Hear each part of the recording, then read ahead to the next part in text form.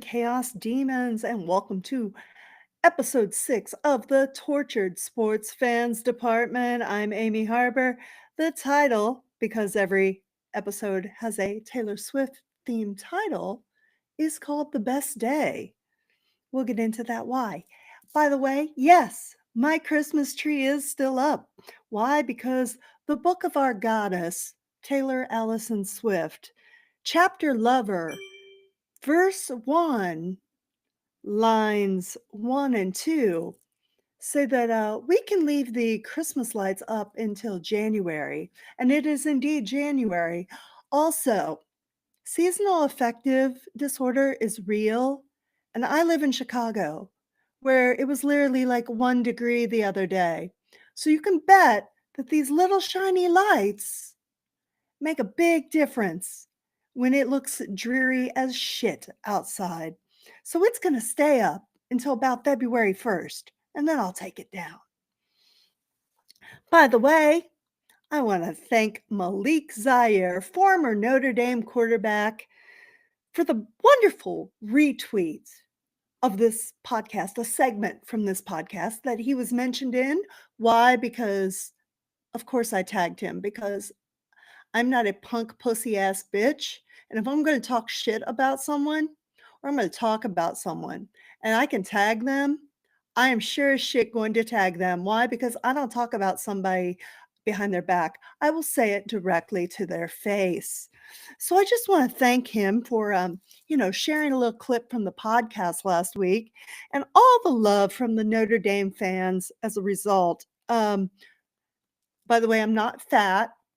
Um, I'm normal height, weight ratio, maybe on the high end of that ratio, but I'm not fat.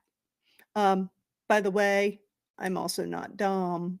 Um, you can see on my Instagram all the lovely comments that they have left me, just showing me the love.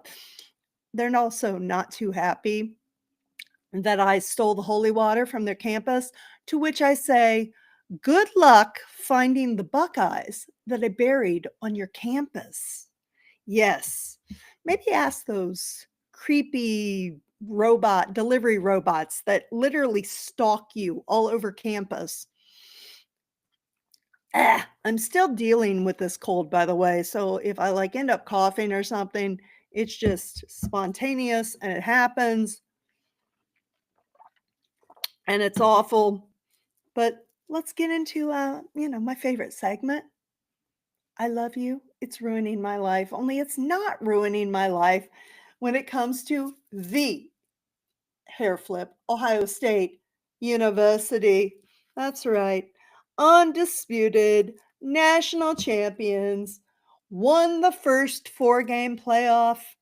10 years later, win the second playoff. Yes, it's gorgeous.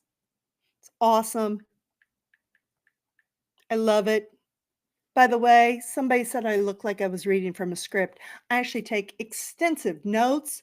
Why? Because I have ADHD and I'll run off on some wild tangent if I don't take notes. Anyway, I want to thank Butcher's Tap at the corner of Southport and Addison. This is not an ad. I paid to go there. They are not paying me to mention them. But they we're a lovely host for the game. That is an official Ohio State Buckeyes bar in Chicago. Love going there. And we won the title. But Michigan still got their main character syndrome. They're still trying to make it all about them. They're like, look at me, look at me. We're like, we're good. We're good. We got a little trophy over here. We don't need to, but we beat you. You need an asterisk by it. No, we don't. No, we don't. See, we didn't cheat. All we did was lose by 3 points on a last-minute field goal to you. But please continue to keep making it about yourself. I will point out that, and I don't have it on right now, but I was wearing my mom's watch. Now, my mom passed away in 2019, and I have her Ohio State watch. Now, here's the eerie thing about this watch. It literally is stopped. Like when I got it from her after she passed away, it still had battery in it. It was still running. And then like a year or two after she passed, batteries die, and it stopped at the time that I had gotten the phone call that she had passed away. It's literally set to like 7:35 or something. 7:38. Ah, awful. But yeah, that was interesting. I just love it. I love it. Oh my God, love that we are national champions. This is so great. All the haters, zip it, please. And I'm loving this Will Howard Dr. Pepper commercial.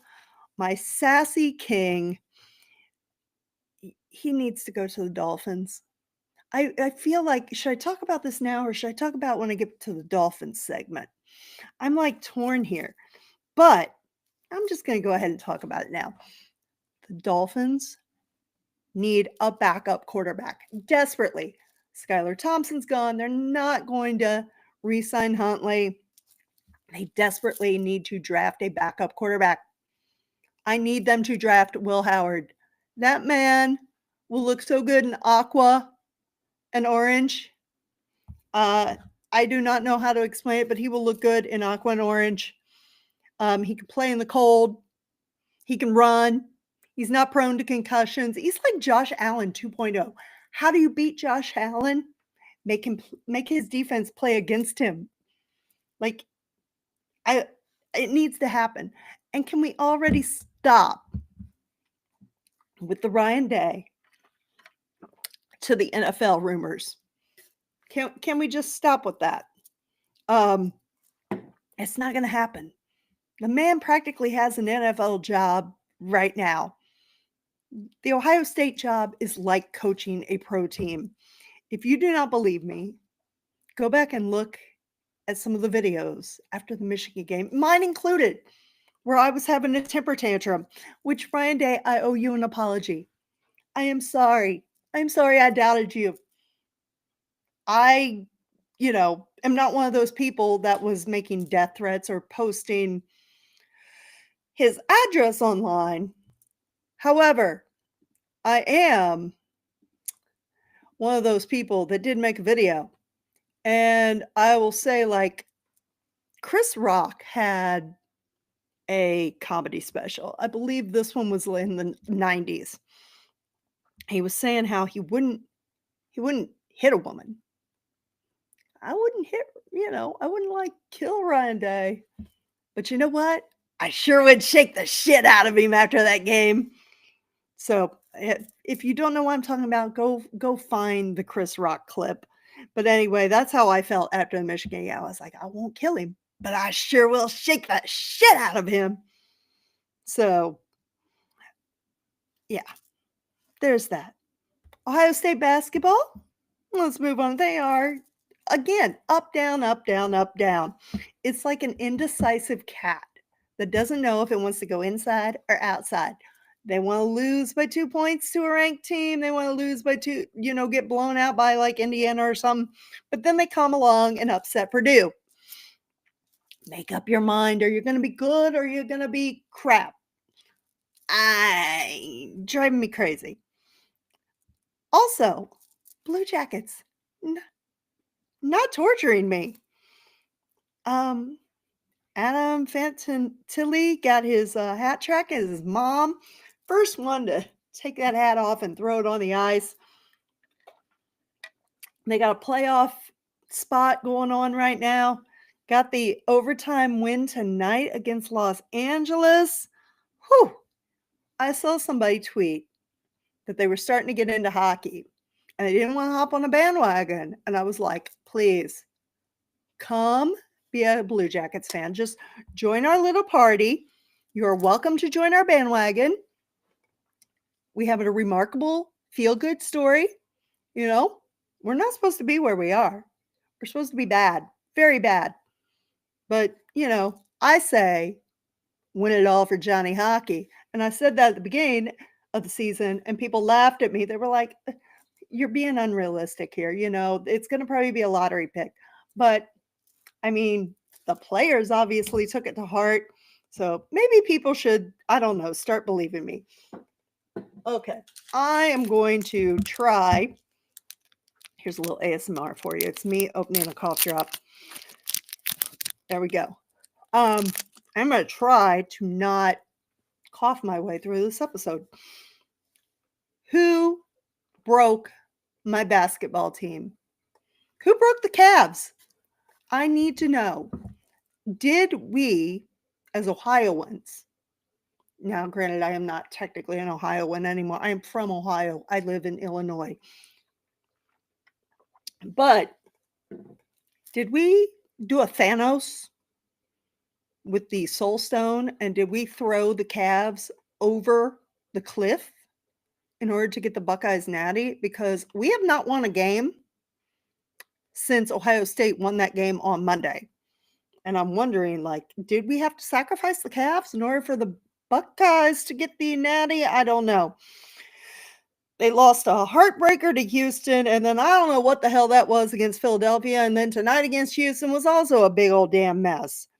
The first Houston game, there's this flagrant foul on, like, Sagoon, who I like to call him Say-goon, as in a goon, a hockey goon.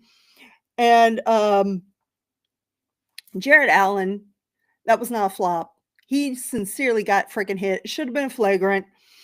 But I will say, in this little losing streak, we have learned one very important thing: how valuable Evan Mobley is to this team. How valuable he freaking is. And same with Donovan Mitchell. You've got to score. If you're going to be an MVP candidate, you can't be 8 points at halftime in an important game. You just can't. Okay. Here's some torture. The Guardians. Now, CC Sabathia is going into the Baseball Hall of Fame, along with our broadcaster, Tom Hamilton, who should have been there already. But I need to know, why are we glazing CC Sabathia so much when the man clearly has no allegiance to us? He doesn't reciprocate except when it's convenient for him. He was cheering for the Yankees in the ALCS. It's been Yankees, Yankees, Yankees, Yankees, Yankees, Yankees, Yankees. You know what I say? Fuck that. Fuck it. Don't elevate him to the upper tier of Heritage Park. Now, if you're not familiar, Heritage Park is the Cleveland Indians Guardians Hall of Fame inside the park. The lower tier is like the team Hall of Fame. And then the upper tier are the players that have also made the Baseball Hall of Fame. But I say no. Stop glazing this man. He doesn't love us. You're like pining for an ex. It's fucking embarrassing. Leave his ass on that lower tier. Let him go do whatever with the Yankees. He is not one of us. And on that note, someone who is loyal to us, very loyal to us, I will say Kenny Lofton. Kenny Lofton, we're going to have a little talk about this later when we talk more about the Hall of Fame, when I get to the other stuff. But just remember Kenny Lofton. Kenny Lofton should be in that upper tier, and we're going to get into that. I lost my place. Yes. So the Guardians did sign Paul Sewald, and then they put Pedro Avila, who was an innings eater, on waivers. I'm like, what the fuck? Can you make this make sense? What is going on in Cleveland? Why are you doing this? I'm confused. Please explain it to me. I don't get it. Why would you want to lose him? I'm shocked another team has not yanked him up yet, so maybe we'll get him back. We'll see. Finally, Dolphins, please, you're torturing me. I haven't checked out this TV show called Wags to Riches on Netflix, but it's all these athletes' wives. Tyreek Hill's wife is on there, Keita. But this is what we should have had, like Hard Knocks wives or whatever. Because last year for Hard Knocks in season, we got the Miami Dolphins, and it was the wives, and they were awesome and they were great. And I wish Sam Van Ginkel was still there. I hate that. That's not, they're gone. They're in Minnesota now. But we saw how entertaining the Dolphins' wives were.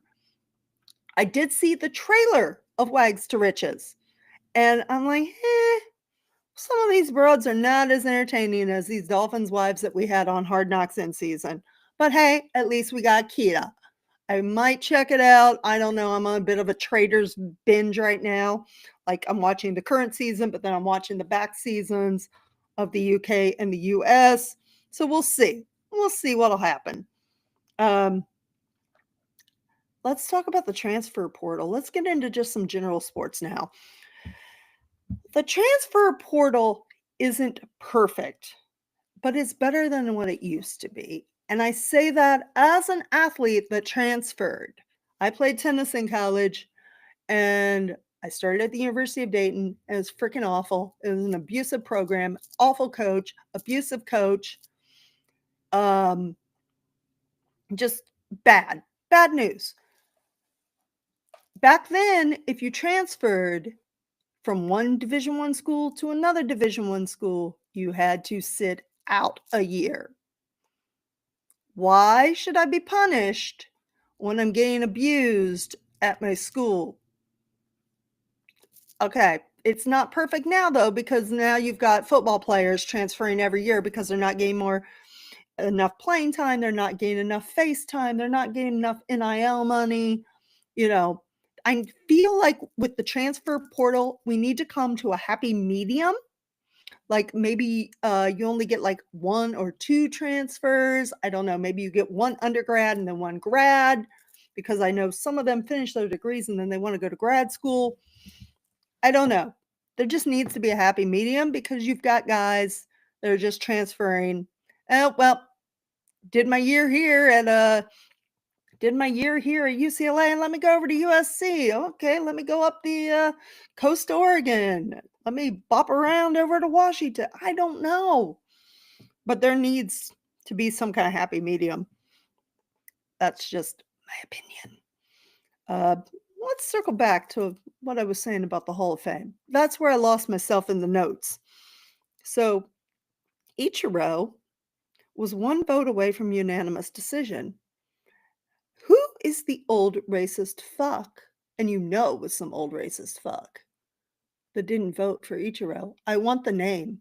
I just want to have a little chat. I need you to justify why you didn't vote for this man. And I do get it. If I did not load up the graphic, if you're watching this, but Kenny Lofton was like one and done on the ballot. However, Kenny Lofton has a higher WAR. Now, this is comparing Ichiro to Kenny Lofton. Higher WAR. Ichiro was 60.0. Kenny Lofton was 68.4. Ichiro played more games than Kenny Lofton and had more plate appearances, obviously, and had more hits.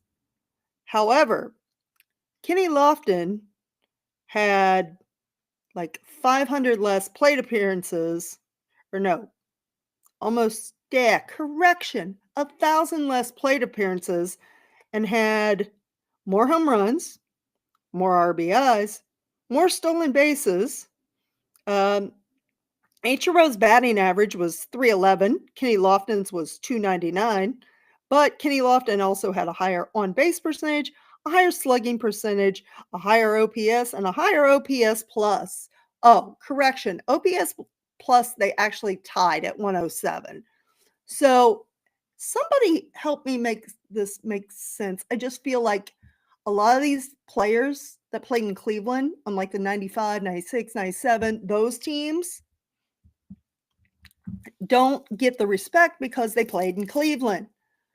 Somebody make it make sense, because how is Ichiro in and Kenny Lofton isn't when they have almost similar numbers? In fact, Kenny Lofton leads in a lot of those with fewer games and fewer plate appearances. It's baffling. The Baseball Hall of Fame always freaking baffles me. But then again, I won't be ever going to it. Why? Because I'm a firm believer that if you're going to let some of these scumbags in that are like wife beaters, possibly murderers, some steroid people will eventually get in. I know they will. And then Pete Rose, the man did not cheat on the field. Did he bet on the Reds to win? Yes. Did he actually cheat to fix games? No. I don't believe he did. I stand by that opinion. But if you're going to let these guys in, you got to let Pete in. And I stand by that. And that's probably why I will never go to the Baseball Hall of Fame. So, again, lost myself in my notes. Okay. Tim Anderson signed a minor league deal with the Los Angeles, California Angels of Anaheim. Did I get all their names correct? Did I? I find it hilarious because I literally think that man is going to need an act of God to regain his baseball soul from whatever dimension or realm that Jose Ramirez knocked it to. Like, Jose Ramirez punched that man and knocked the baseball out of his soul. The baseball ability out of that man's soul. You got your ass kicked by a human capybara, by the way. Like, good luck to Tim. I hope it works out, because I would love to see the rematch that we didn't get last year on opening day. So good luck. And then another interesting signing to a minor league, or at least a spring training invite. Former Cleveland relief pitcher, James Karinchak. I always pronounce his name wrong. Anyway, he's going to the White Sox, or at least he's going to spring training for the White Sox, which I'm like, what's with Chicago just taking Cleveland rejects? First they have Mike Clevenger. Now they're getting this scumbag, and he is a scumbag. But it's quite interesting that the man can't pitch with a pitch clock, and he also, well, he's missing the sticky tack. I've never seen a man play with his hair more on the mound. We all know what you were doing. To quote Major League, Bardahl, Crisco, Vagisil, probably snot on the ball. But, I mean, shit. At this point, I am really shocked as hell. The White Sox just haven't made an offer to Trevor Bauer. That's how bad Trevor Bauer is. Seriously. Even the White Sox don't want you. But if they did a third time is a charm with Clevenger, which I don't think they will be doing, and then they did sign Bauer, and they had Karinchak, they would literally have the Trinity from hell. But considering that, Bauer ran his mouth about sticky tack and now Karinchak can't pitch, I don't know how that would work out. Okay, let's end the episode with some Twitter drama. It's some fun Twitter drama. I'm going to have to read it because I took so many freaking notes. So Joe Mixon, formerly of the Bengals, now with the Texans, is fined by the NFL for something someone else tweeted. I'm going to butcher another name. It's what I do. Why? Because I grew up with people butchering my last name. So now I put that energy back out into the universe. Only they butchered mine spelling it. So TJ Hushmanzada, I know I pronounced that right. My mom is gonna he played for the Bengals. My mom is gonna hate me for mispronouncing that if I did. So TJ tweets, "Why play the game if every 50-50 call goes with the Chiefs? These officials are trash can emoji and bias." Now he tweeted this while Joe Mixon was in the game for the Texans, which means he couldn't have possibly tweeted this because he was actually playing the game. Um, and the NFL fined Joe Mixon for the tweet.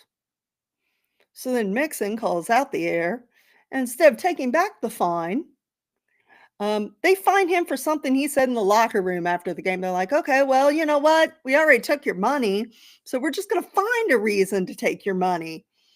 So I think he said, oh, yeah, here's the quote. "Everyone knows how it's playing up here. You can never leave anything in the ref's hands. The whole world sees it, bro. But it is what it is." So then he got petty on Twitter, and I love me a petty king. I'm petty girl myself. It's what happens when you're in a sorority. He tweets, "I'm getting fined by the NFL," and he tags the NFL for what someone else said. What's next? I get fined by them for Connor McDavid cross-checking an opponent on an NHL game, and he tagged the NHL. And then he facepalm emoji. And then in another tweet, he put, "So let me get this straight. NFL fines me for $25,000 for something I didn't even say, call them out for it, and their response was fine me again for something that's not even a violation without rescinding the first one. Where's the accountability? Just respect the players." Cold globe emoji. I don't know if that's Cold War, Cold World, what's going on, but I love some pettiness. I hope this Twitter war continues. I was like, maybe if you flop, the NBA will fine you. Maybe, I don't know, if you have the wrong colored cleats or the wrong hat, MLB will fine you. I don't know. And then of course, I like to add to drama. Now, sometimes players reply to me. Sometimes they don't, but I was like, "Hey, I heard somebody just broke a racket at the Australian Open," and I tagged the Australian Open. I put, "I think you're getting fined for that too." He hasn't responded to that yet. But anyway, that's this week's episode of the Tortured Sports Fans Department. Next week might be my most scandalous, controversial episode ever because we're going to talk about the anniversary of the Kobe Bryant helicopter accident. And I have very, very distinct views on Kobe Bryant, but we are not going to get into that this week. Anyway, if you're watching the video of this, please follow me on Twitter, Blue Sky, X, whatever you're calling it. We like to dead name Twitter. Why? Because Elon dead names his daughter. Anyway, it's at Amy Harbor or at TSFD Pod. Instagram is at Amy D Harbor or at Tortured Sports Fans DEPT. TikTok's at Amy Harbor and YouTube is Amer Cat. Those are all the cool places that you can find us and interact with the podcast. If you've got a topic, if you want to come on, I have a form you can fill out. We can talk about sports. We can do this. Just be like, "Hey, send me the form," and I will send you the form, and you can be on the Tortured Sports Fans Department yourself. And until next time, my beautiful little aliens and chaos demons, stay safe, stay warm if you're in a cold climate, and I will see you next time. Bye.